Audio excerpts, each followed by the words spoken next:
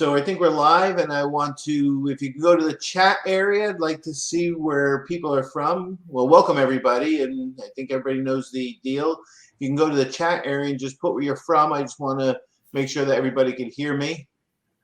All right, good morning, Ken. You're one of the first, always. Ken from Totowa. I think that's it. I think we only have Ken on. All right. Great. Barry. Usually the first, Barry. Okay, so we got some people that can hear us, and hopefully they're coming in at this point. And then waiting just a couple more seconds. Hey, Ed, I haven't seen Ed in a long time. Amy, great. Okay, so I know we got people on here. It takes a little while for them to start filtering in. Here we go. Bunch of people hitting now. Super.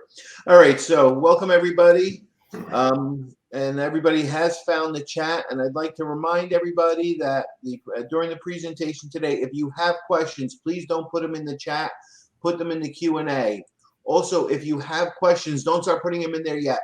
Okay, I can promise we're going to be addressing a lot of things during the presentation, or more. Karen and John will be addressing things. And if you start asking questions now, they start moving up, I start losing them. So wait until we get to the area or towards the end a little bit, but feel free during the session to ask questions on the topic that we're talking about, and I'll be happy to try and, get them rolled in. We will be looking at the questions in the Q&A area, not as much in the chat. So a couple other housekeeping items. Remember, everybody, especially those that need CPE, we will be putting up 4 different polling questions. You have to answer at least 3 of the 4 polling questions to get CPE credit.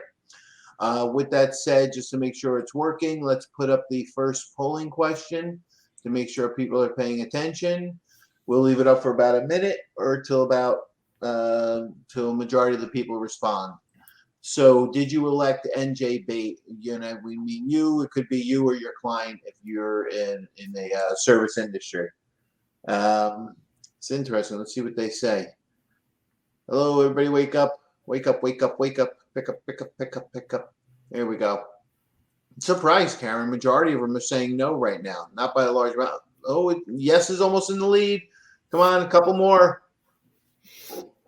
So we've got 10 say yes, 12 to 13 said yes, 11 said no, 2 said might this year, and 4 said no, never will. So 31 responses. Hope the rest of you don't need CPE. Okay.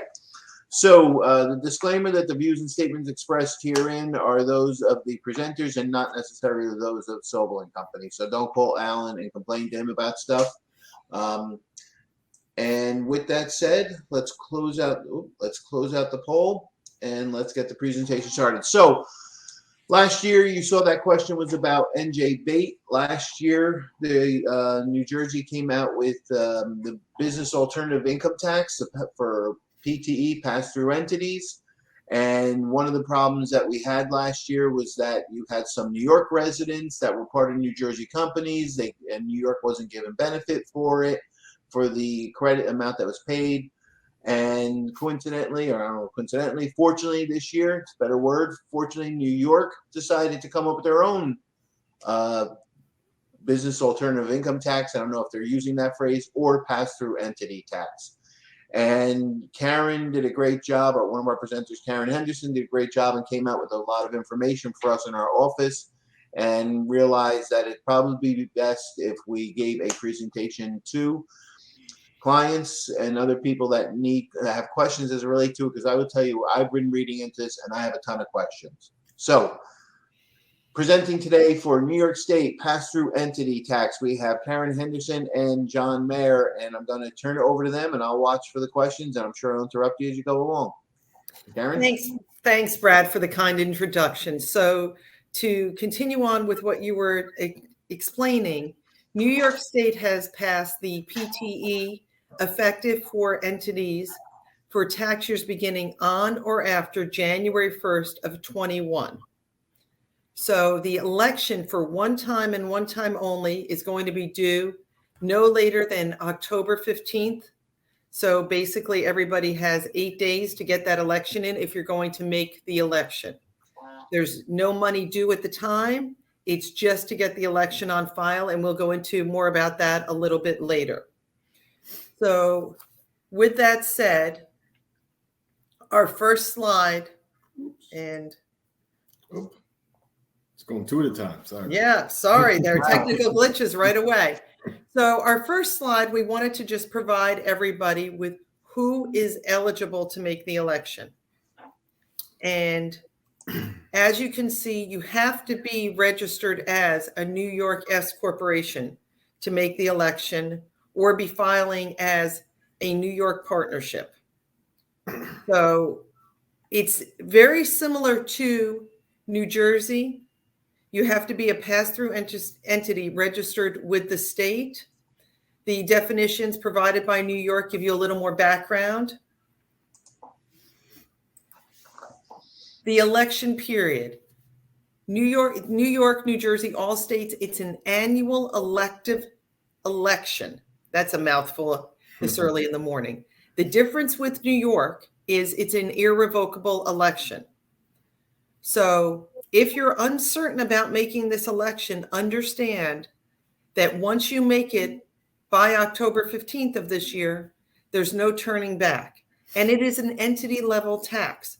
So unlike estimated tax payments, there's no changing your mind as to what you're going to pay in and have passed through to your partners. This is an entity level tax. The entity accepts the responsibility. And if the amount is not paid in timely, the entity will be subject to interest and penalties on the tax. For calendar year taxpayers, you elect on the calendar year. For fiscal year filers, you're going to pay and file PTE for the calendar year in which your fiscal year ends.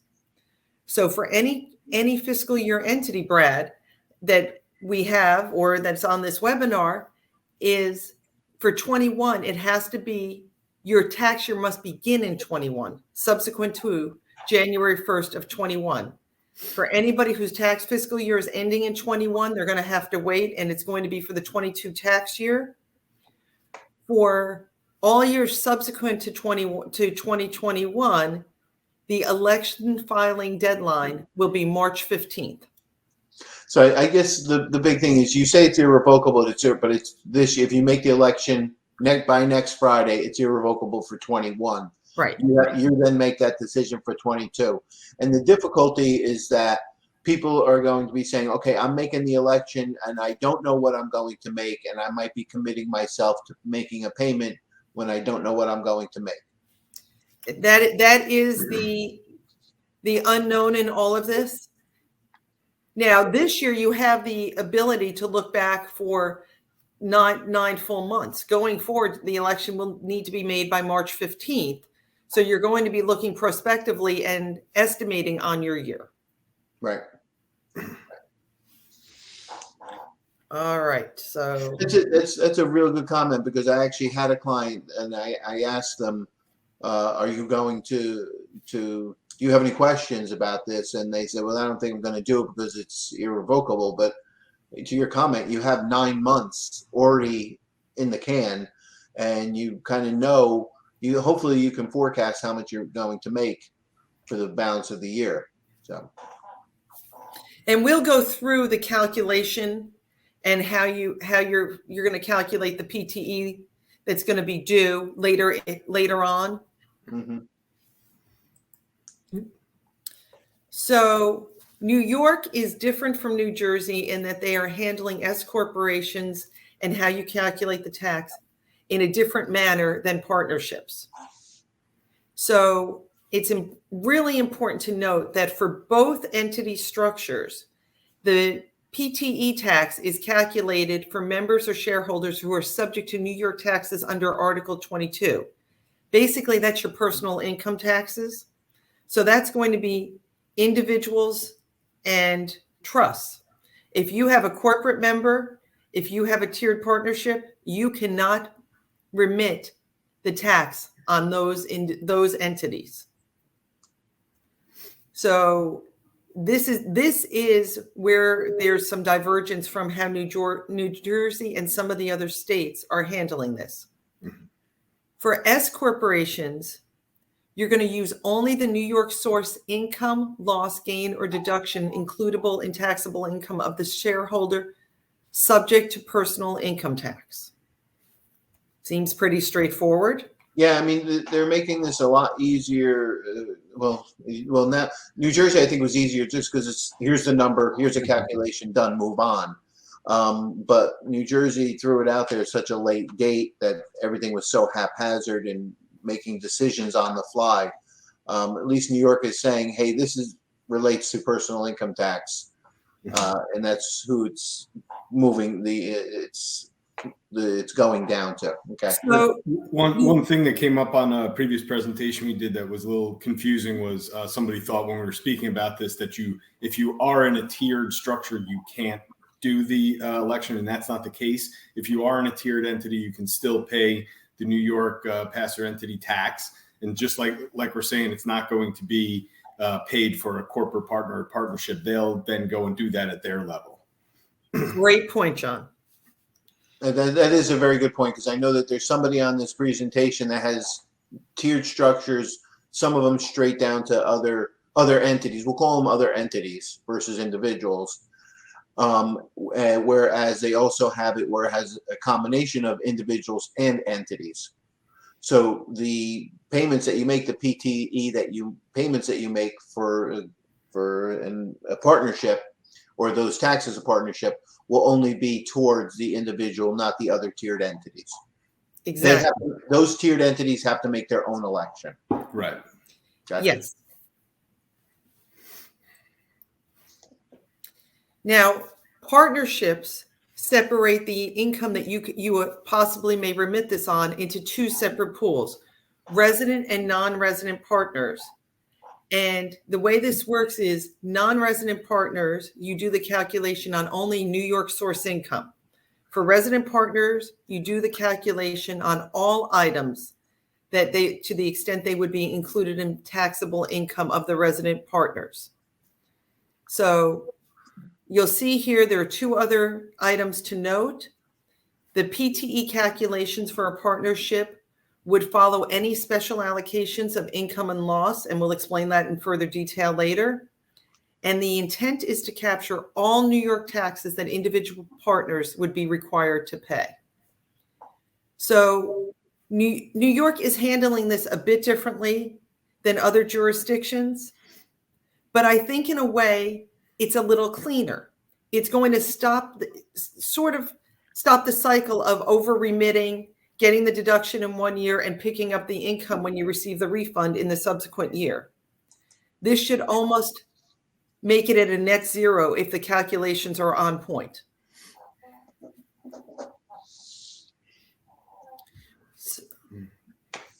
So we've included for everybody's edification just how this is the graduated rates to calculate the tax. And maybe at this point, Brad, it would be worth talking about that again. The first payment for 21 PTE taxes will not be due until March 15th of 22. If an entity wants to ensure that they are going to get the deduction against federal taxable income for the tax year 21, then they will have the ability to remit PTE payments beginning December 15th of 21. So if you're going to talk about this, if you're not going to talk about the slide real quick, I mean, I didn't realize that it was graduated rates for New York, whereas New Jersey is pretty straightforward, right? Wasn't it? I mean, I'm starting to like. Yes, New Jersey, because the New Jersey had elected retroactive as of 1/1/20 the millionaire's rate, and the BATE did not take that into effect. New Jersey's BATE has a graduated rate, but it did not align with the millionaire's tax that was retroactive to January 1st of 20. That's my problem. Anyway, okay, so New York is graduated also. And now to your comment, we know that this is going to be a question, so we wanted to address it now. what you said, Karen, was that the bait payment or PTE payment for 2021 is due March 15th, 22. Yes, that is Drop that date. drop Okay. dead date. Whether you file your PTE return at that point or you request an extension, you need to have the money on file. You'll have to have it paid in to have a valid extension, just like you would any other income tax filing. Now, the whole thing about PTE is that it is a deduction on the federal return. 1120S, 1065. It's a deduction on the federal return, and it's an add back on the state return. So the Yes. state is not harmed in any way, but it's a deduction on the federal return. In order to take the deduction, the question always comes up, and I know that we are very cautious as to how we answer this. Does it have to be paid by December 31st, 2021 to take the deduction? The first one is an easy one. If you're cash basis, the answer is yes. Okay. That was out of the way. So stop asking if you're cash basis. Stop asking that question. For accrual basis taxpayers, the recurring items exception, there is a divergence among professionals if the recurring items exception covers state taxes. In order to ensure the deductibility of the PTE for the tax year ended 12/31/21, pay it beginning December 15th. The timing difference between December 15th and March 15th of 22, it's not worth it. This is my opinion only, not the opinion of Sobel. It's not worth the risk. I don't disagree with you. You know, that's our conservative opinion on it. And it's not even December 15th, it's December 31st. So I would, right. It's between that window of December 15th and December 31st. We don't ever recommend that anybody make an online payment on the day it's due. We recommend that you give 24 to 48 hours to make sure everything goes through and there's no hiccups along the way. So somewhere between December 15th and December 28th. right. Go online, remit the money. Also, something maybe we want to, if we did bring this up and I missed it, I apologize. But I think for the current year also, this is different than going forward. If you are an individual who expects to receive a pass-through entity tax credit from New York this year, you are still required to make your individual estimated tax payments for 2021. Going forward, you're going to be able to figure in, I'm going to get this pass-through entity tax credit from this pass-through entity. I can reduce what I need to pay in individually, but for the current year, you still need to pay in your New York individual estimated taxes as if you're not going to receive the credit. Absolutely. New York came out and said in order to keep this revenue neutral, they could not have people foregoing the estimated tax payments. Right, because that estimated tax payment would be due January 15th. They The need the last cash flow. Yeah, Yes. the last one at least. And if people say, well, I get an extra push off for a couple months with this PTE. Don't, because as Jeff Peskin in our office said yesterday, if you don't make the estimated payment and you wait for the PTE, they're going to assume that was the last payment, and it's just going to mess stuff up. Individuals continue to do what you're doing as if there's no PTE. This is a business decision and discussion for this year. Gotcha. So while we're talking about estimated tax payments, if you are electing the PTE going forward for tax years beginning January 1st, 22 and forward, the electing entity will be subject to estimated tax payments. And again, if you don't make your payments timely and accurately, you will be subject to penalties and interest. Okay. So while you're taking a breather there, I'm going to put up the next poll real quick. Do you have any non-New York source income? Now, these polling questions aren't leading into any particular slides or anything. It's just Colleen, our executive producer, has me come up with polling questions, and we're lucky it relates to tax when I'm coming up with them at 9 o'clock at night. So So I anticipate a lot of people will say yes to this because we have a lot of New Jersey people on here. So we're at if we can get a few more responses, we can continue on with the presentation. So hurry up, get back to your desk, respond so you can get your CPE. We have a significant majority of the people, 26 are saying yes, 7 are saying no, and 1 says it depends. I love that. It depends on what the results are going to be of their tax. That's what they I appreciate that one person's honesty. Okay, John, I appreciate honesty on these polling questions. All right, we're going to close. Oh, one more. Did any more people want to answer? I'm closing in 5, 4, 3, 2, and 1. Close the poll. All right, thank you. Back to you, Karen and John. So, Brad, before we move on to the examples, we didn't tell anybody how you make the election. Right. On the last slide of the deck, there are links to resources. There is a link to the New York State website. You have to go on there, and the election must be made online. Almost all of the states have gone to this, if not all 19 that have elected a PTE tax at this point. If you don't have a New York State business account already, we recommend that you do it today.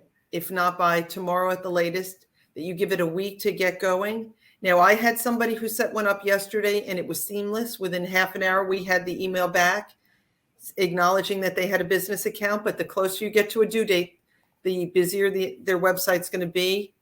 So we would recommend doing it up to a week in advance. Once you have that online account, then you can go and make the election online. The election has to be made by an authorized person. New York has been very clear that a CPA is not an authorized person to make it on behalf of a client. So it's any officer, manager, or shareholder, or any member, partner, owner, or other individual with authority to bind the entity. So this is internal. People, they need to look at their agreements. We also recommend that if the agreement does not discuss this, if it is silent and they plan on making PTE elections going forward, they may want to amend their operating agreements to address this, that somebody has the authority to do this. Mm-hmm. Anything else, John, that I've missed? I was just also thinking as we were talking about making the election, and kind of back to the previous thing we were talking about as well. When you're once you've made the election, though you're not paying for ineligible partners or shareholders, anybody who is eligible to receive it has to receive it. It's still an all or nothing for anybody who's qualified. So there's not, if we have 5 partners and one doesn't want to be in it, too bad. They all have to be in it once they're eligible. Great. Now, I know this is completely separate, but when you elect I believe in New Jersey, all the people all the partners, shareholders are supposed to sign a consent, an innocence of consent. There's no consent like that, John. To your comment, the election is made all in. In other words, it's not like all the shareholders or members have to go and say yes, yes, yes, yes, yes. Right. I think that can vary as well from entity to entity, depending on what they have in their agreements. They may have something that says everybody has to agree to participate in something like this. But once it has been decided and elected, everybody who is eligible is going to receive that pass-through entity tax. Yeah. There's only one person making the election here and one person pushing the button. It should be somebody from management, owner, governance, not the accountant shouldn't be pushing the button. Exactly. Correct. Now, Brad, one of the big differences between New Jersey and New York with this entity level tax is in New Jersey, you have to elect for all members or shareholders. Mm-hmm. So if you have a corporate member, if you have a tiered partner structure, you need to pay on those entities. In New York, you're only paying on the eligible recipients of the PTE, but then it's all or nothing. Mm-hmm. I think you may talk about this later. I don't recall what was in the slides before. And John, you and I were saying individual, and I expressed that. Are trusts considered eligible? Yes. Mm-hmm. Trusts are considered eligible, but they cannot, again, unlike New Jersey, trusts cannot pass out the credit to the beneficiaries. Has to stay at the trust level. And a trust will be deemed resident or non-resident by the status of the trust, not the filing status of the beneficiaries. The resident status, right? Right. Yes. Right. Thank you. Wow.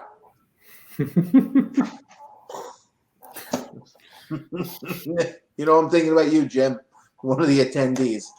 Oh boy. Okay. Whew. As Alan Sobel likes to say, a pass-through entity tax is an imperfect solution. Right. Thanks, Alan. So I think we've covered all the salient facts of how you go about this and what to consider. So I'm going to turn this over to John. We've included some examples to sort of explain how New York is you're going to perform the calculation. So, so for the examples, the way that we once you've figured all of your once you figured what your tax is going to be, and as we kind of alluded to before, in my example, I have a partnership, so I'm going to speak specifically to that. In my example, we have two resident partners, two resident individual partners, and two non-resident individual partners, as well as a C corporation partner. And in this case, the New York income that we're going to apply our pass-through entity tax on is what's going to be essentially what's going to pass out to these individual partners on their K-1s. So for the non-resident partners, they're going to be allocated only the New York sourced income, whereas the resident partners, when they take their K-1 and put it into their tax return, they're paying on global income of the entity. So we take all that income together and we apply that graduated table that we were looking at before, and we come up with our pass-through entity tax. Now, this is the pool, the credit that is available to all of the partners in the partnership. The way New York now divides this up, this is a few slides here and a couple of steps, but really you'll kind of see as we go through it, it's a lot more simple than reading the instructions through make it seem. Essentially what we're doing, we're taking the total tax credit that we have available, and we're first dividing it into, excuse me, a resident and a non-resident pool. And then within those pools, basically figuring of the resident pool, how much do I own as partner A of this pool, and how much credit am I going to get, and then vice versa over on the non-resident side. So I'll just run through this one briefly. Everybody, I'm sure, can see the facts here. XYZ is our partnership.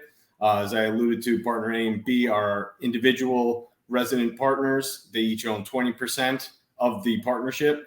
Partners L and M are our non-resident partners, owning 20% and 25% respectively of the partnership.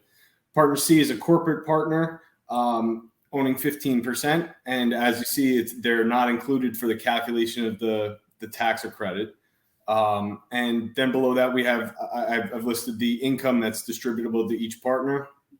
And so at this point, we've taken all that income, we added up to $325,000, applied it to our table, and we've come up with our pass-through entity credit for both pools being $22,262. So that John, real quick, that 22,000 is calculated based on the table that Karen showed before times the 300. Correct. The aggregate amount, not by individual. Okay. Right. Correct. So we take that. I could just show real quick back to this slide. You see, we're under $2 million. It's 6.85%. If you're up further, this is just going through the table and graduating it through. Right. So to John's point, when you separate out your resident and your non-resident pools, then the eligible partners in each pool, each respective pool must sum to 100%. So you'll see in the example, you then have to take the eligible credit and extrapolate it to 100% of that pool. I think we see that on the next slide, right? Right. Yeah. Okay. Yeah. You started talking math and put my mind more. Go to chemistry would really kill me. So here we go. Moving into the first step. Excuse me. Step one. So now we're calculating the percentage allocated between each pool. And we basically do that. We just take the income that we have from our previous slide for each pool. We have A and B, each having $100,000 of income. So they have $200,000 of income in their pool. The non-resident pool has $125,000 total. So the first step is we just figure out what's the allocation there. 200,000 over the total, 325 gets us to about 62%. And on the other side, on the non-resident pool, we're at 38%. So we're taking those percentages now. We take our 22,000 plus, and we apply our percentages to that to figure how much of this credit is going to each pool. And as you can see in step two, we have $13,802 to the residents and $8,460 to the non-residents. All right. There we are. And step three, now within each of those pools, we've decided this is how much credit is going to our resident pool. We'll start here. And we go now into that pool and we take a look at the so the percentages here. I just do want to step back a second. The percentages I'm looking at here, especially for a partnership, this is important. This follows the income allocation percentages. In my example, it's kind of, this is a simple example, but you may have partners within each pool that are getting a higher allocation of income than what their capital percentage is. We're following that income. So if I'm getting 90,000 of income and Karen's in my pool and she's getting 10,000, I get 90% of the credit that's there. I like that I get the lion's share. Not that I have to report the income. But in any case, so in this instance, we have both of our resident individual partners own 20%. So it's very simple, 20% over 40. Each of them gets half of the credit that's going to be allocated. And away we go. You see down on step 4, there's our calculations at 50%. We're then going to take this into our non-resident pool. Over here, you see the percentages are just slightly different, so they get a little different allocation. And same basic idea. We're taking 20% over 45 and 25 over 45, come up with our percentages and apply that to the credit that has been allocated to our non-resident pool. And these are the credits that we're going to pass out to these non-resident partners. This is a very simple example and in this case too, this is the example where both of our pools have total income. The next example I want to run through is going to be pretty much the same thing. However, in this example, due to the allocations of income, our non-resident pool is a net loss within the entity. So what happens in this case here? I'm sorry. Yes, John. Real quick before you get to the loss. Sure. A couple quick questions on the last one. Mm-hmm. On the non-resident, it's based on the allocation of income, right? Correct. Okay. Now, Karen and I have both made a conservative comment and saying that the payments should be made by December 31st if you want to take the deduction. Okay, that's our disclaimer-wise. That's our opinion on that to be safe.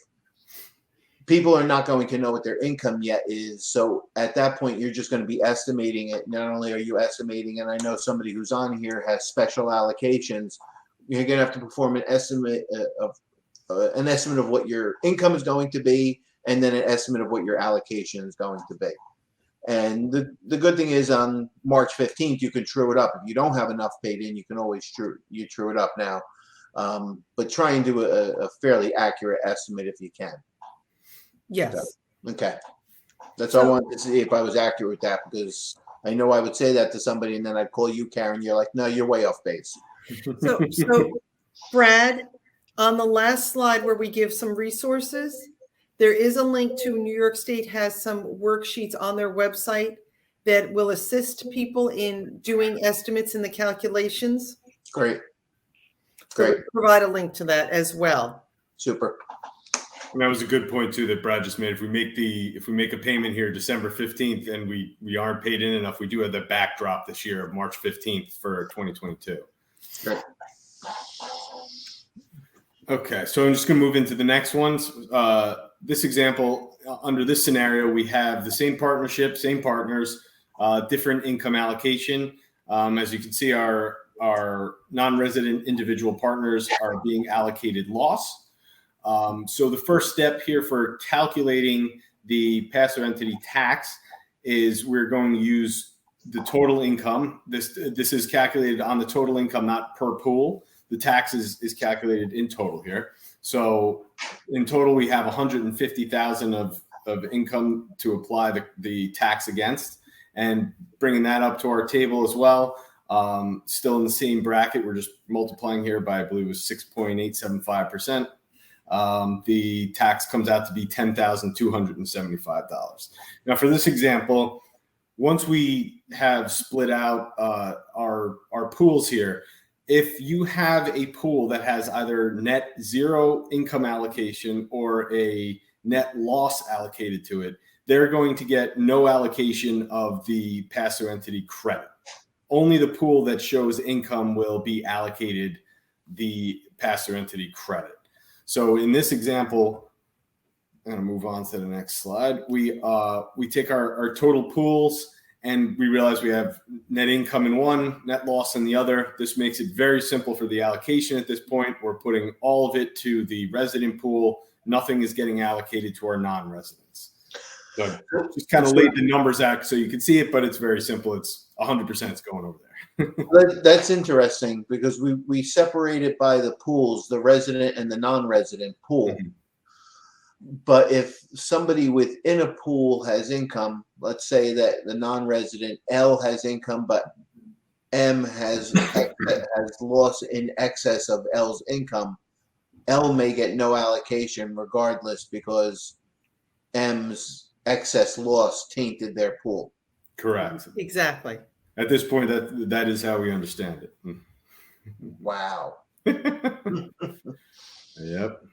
Okay. And keep in mind, things. I wanted to the attendees. I want to point out that these are John and Karen's interpretations of this, and the firm's interpretations. And trust me, they've talked with other tax people within our office and outside the firm and gotten input too. And as we learned with New Jersey, anticipate that some of these thoughts can change, and some of the interpretations can change down the road. So this is continual. As we find out more, we'll be happy to tell people more. But this is our interpretation of it as right now. And Brad, to the point you just made, it could work in the inverse. If you have a loss and other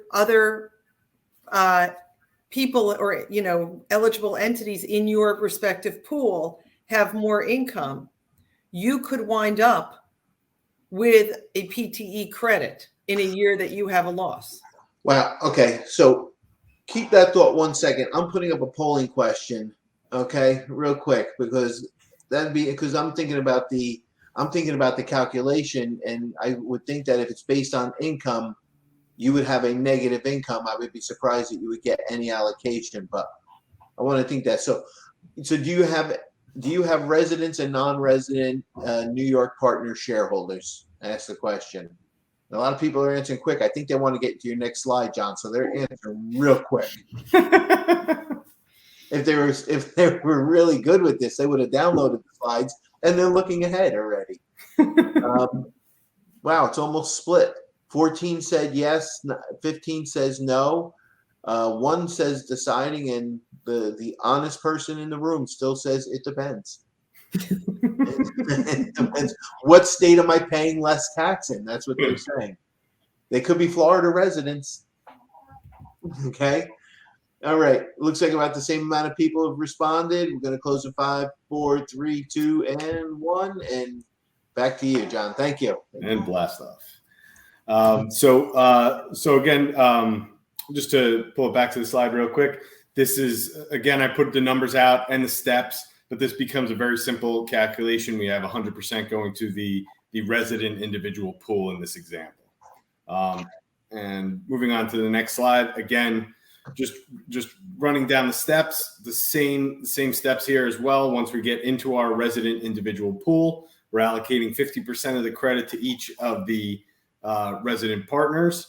You can see how that breaks down in step 4. And to the points that we were discussing before, you see in this example and the last example, partner A and B had the exact same income in both of these scenarios. Under this scenario where we have that non-resident pool that has a net loss, it actually is hurting the residents' credits. As you can see there, 5,137 versus, go back to it, 6,901. So they wind up actually losing, losing a decent amount of credit there. Oops, I went way too far.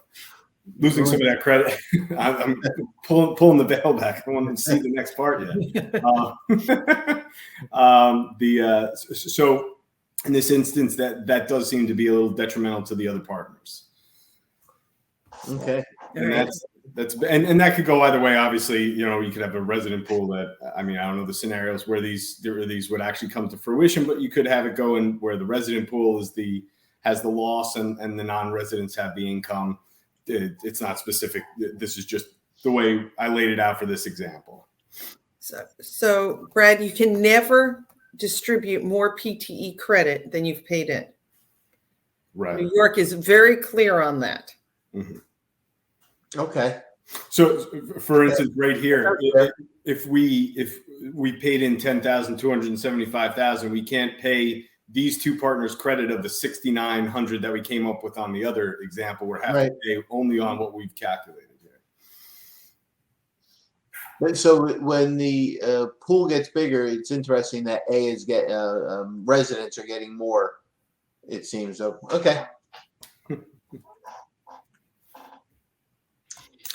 And so I think that wraps it up for the example. And so go to the example. Martin, the slides are, if you look up on the top, it says handouts on the top of the screen.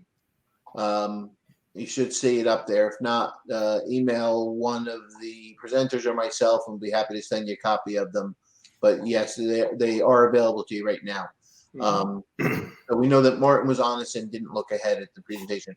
And so if you do have pools, and especially with partnerships, if you do have pool, income could be allocated in different manners. That's one of the benefits of the LLC is uneven or disproportionate allocation of income and distributions. And if you do have income allocated in different manners, it's going to get a little bit more complicated. First, it's more complicated because you have non-residents, and now the income could be allocated in different manners, including losses to some partners. I guess if you have, 754 or 704 elections. Look at me saying numbers. Yeah, Mariana thought I was going to say 179. Then if you have 704 or 754 type of elections, you could have income disparities, let's say, or loss disparity. Yeah. Okay, great.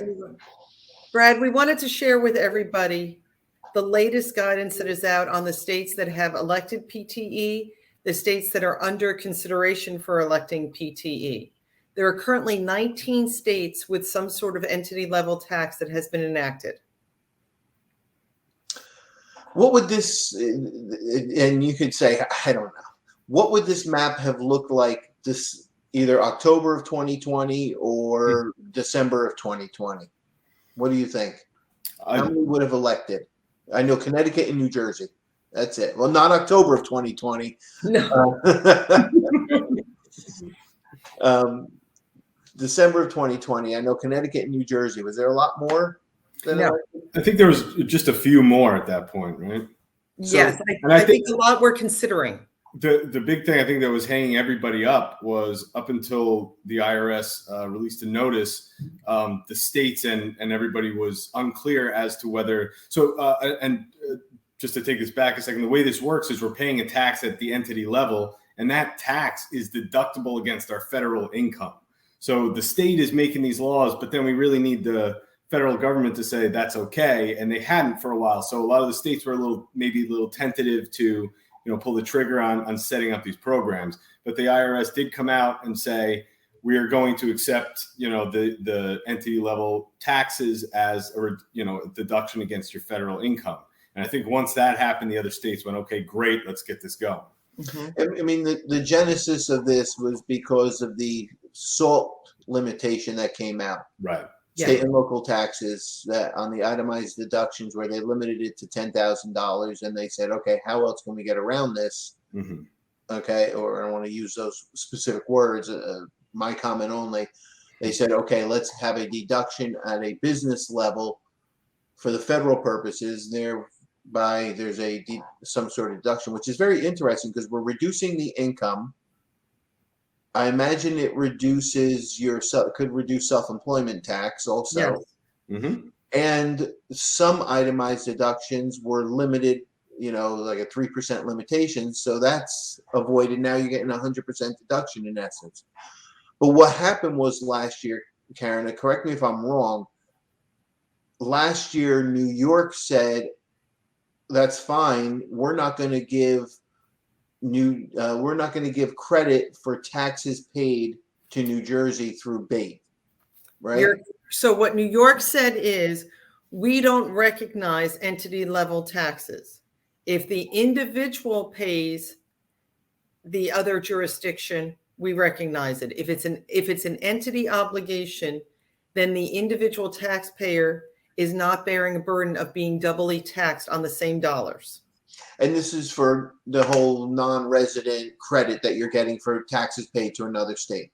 This is for your resident state not acknowledging that you have been taxed as a non-resident in other jurisdictions. Right. And that is still in place for New York, effective until January 1st of 21. If you are thinking that you can amend 20 and get credit, it does not work. Okay, all right, so we can't go back and fix 20, but going forward, they're addressing it because now they have the PTE themselves. So, Brad, that's a very interesting point. New York still is not going to give credit for an S corporation that pays New Jersey BAIT if it is not a New York S. There is a lot of guidance out there. We, as a firm, took a deeper dive on tax statutes in New York under 620 and 660. Our interpretation right now of everything that we've been able to get our hands on is that if you are not a New York S corporation, New York is not going to recognize the BAIT payment. And Pennsylvania has this.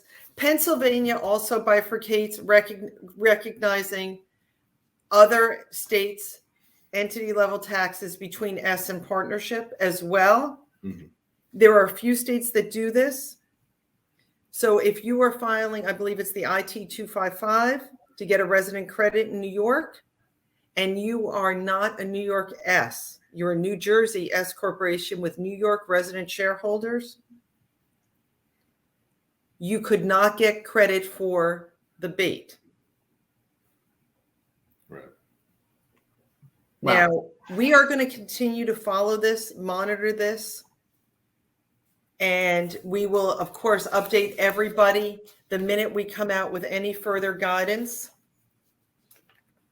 Anything that comes to our, that we become aware of. We have some guidance here that says the law explicitly requires that for an S corporation shareholder to claim the credit, the corporation must have been treated as a New York S corporation. For that to happen, it is presumed that the corporation must first have a filing requirement in New York. Now, we have, through our clients, a couple of clients did make the election yesterday. We were unable to ascertain if New York would block making the election if you were not a pass-through entity. When you went online to make the New Jersey election, if New Jersey did not recognize the ID number as a pass-through entity, it shut it down right there. There was no making a BAIT election. Yeah, I remember Adam had a very significant problem with this with a couple clients in New Jersey. Right. Typical, remember, New Jersey systems computer systems they keep saying are still dated 1980 something. So try and get that fixed, especially during the pandemic. Well, we are optimistic that New York is going to work in a similar fashion, that if it does not recognize an entity as a pass-through entity, it will prohibit the election. And that would be the stopgap to this. Mm-hmm. But we are continuing to monitor that. That is a gray area, and we're going to have to wait and see. Okay, it's interesting.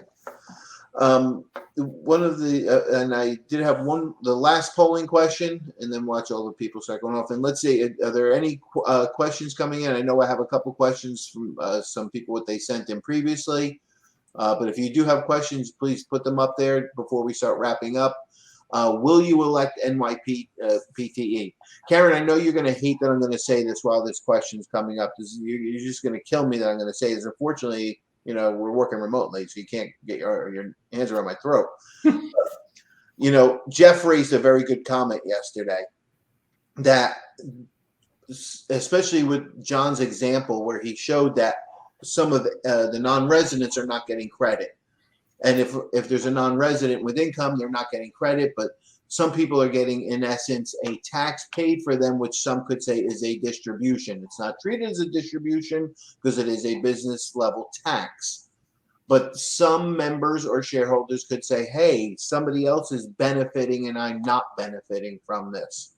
So before you make this election, or if you're in the process of making this election, you need to make sure you have the understanding of your members and your shareholders. And if you're allowed to make unilateral decisions and tough on them, okay, but it takes it out of our hands as to tax aspects and becomes more of a shareholder and member dispute. So I like the intellectual discussion that Jeff brought up, but we can't make the decisions as to if you're making the decision, make sure you have everybody's concurrence on this.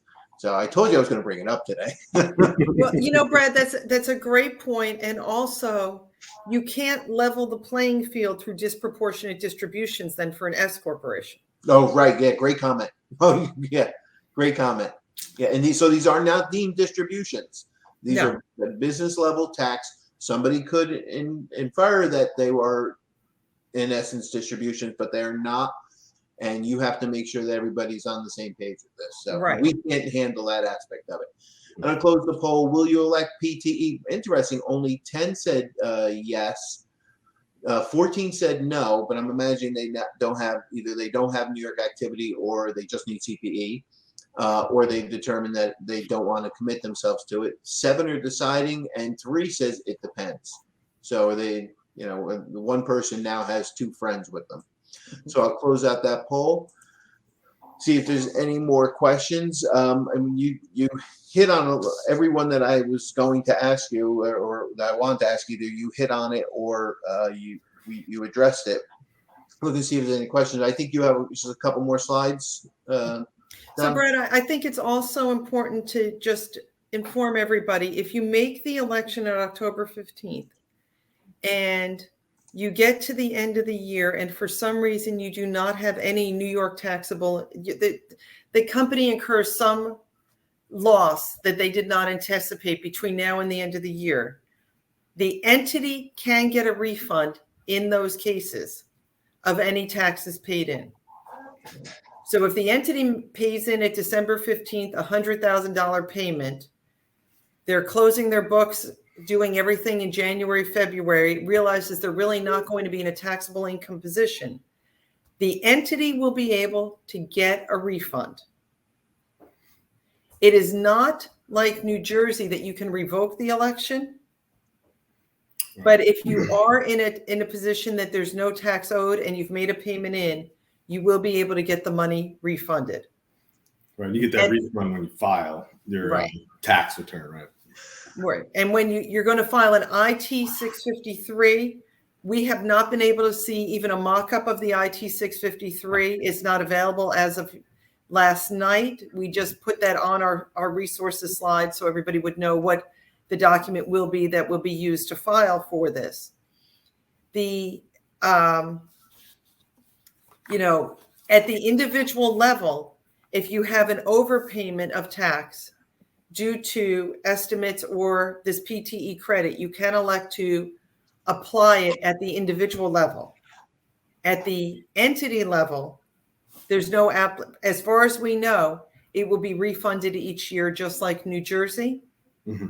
And the reason being, at first glance, that seems harsh, but since it's an annual elective tax, it does make sense that each year they're going to keep the year.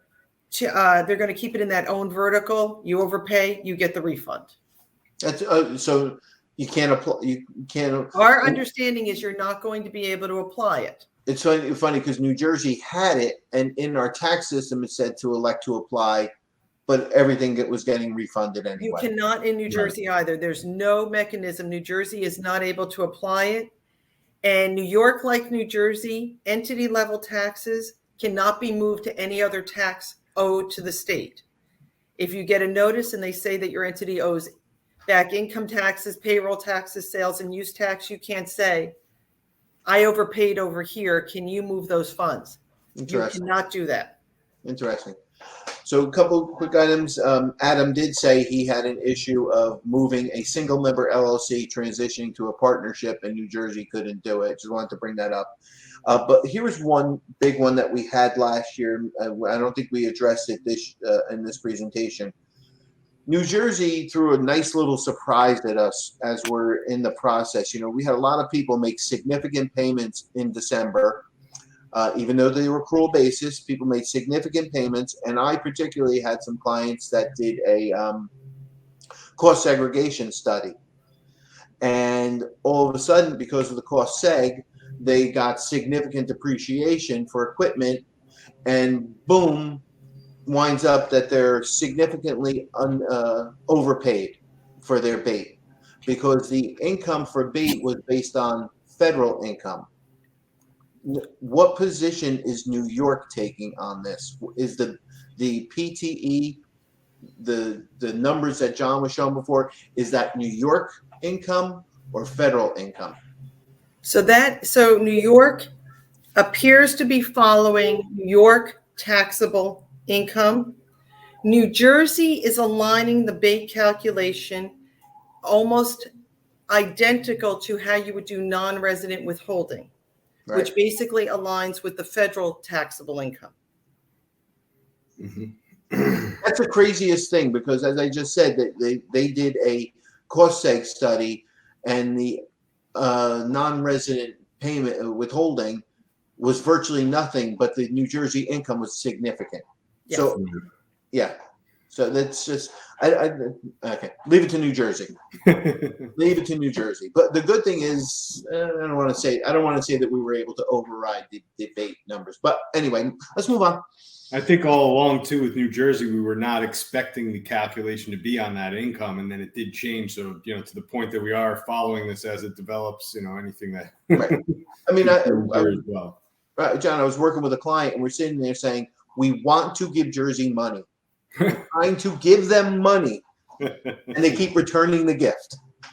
Well, Brad, the reason it's a timing difference. It really is a timing difference, and taking a conservative perspective of this, the reason that you would want to follow the calculation as dictated by the respective states is if you are under examination ever by the federal government with respect to tax deductions, you're taking an ordinary and necessary tax deduction under 162 for the entity level tax.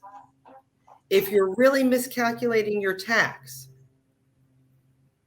you could be subject to scrutiny at the federal level if they're asking for support for certain deductions.